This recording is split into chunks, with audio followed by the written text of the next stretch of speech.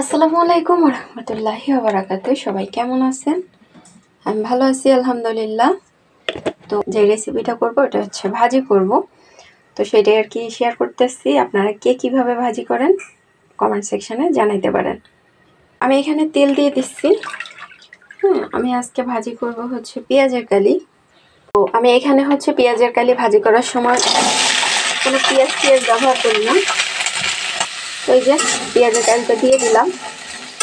নতুন যেহেতু উঠছে তাই নিয়ে আসতো, ভাবলাম ভাজি করি। একটু প্রথমে ভাইজা নিব আর কি।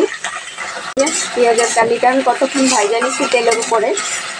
এখন হচ্ছে এক এক করে হচ্ছে যা যা দিব আর কি। দিয়ে দিব কাঁচামরিচ আর দিয়ে দিব আলু। তো আলু আর কাঁচামরিচটা দিয়ে দিলাম। এখন পেঁয়াজের কালির সাথে এটাও একটু কতক্ষণ ভাজা নেব। দিলাম লবণ, দিয়ে দিব হচ্ছে হলুদের গুঁড়া।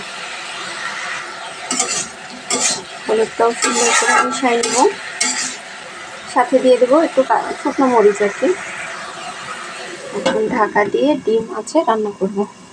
তো চলেন দেখি ভাজির কি অবস্থা।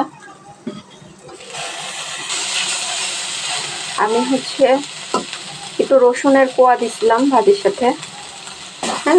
দেশি রসুনের কোয়া দিচ্ছিলাম। তো একটু ভাজা ভাজা করে নিব।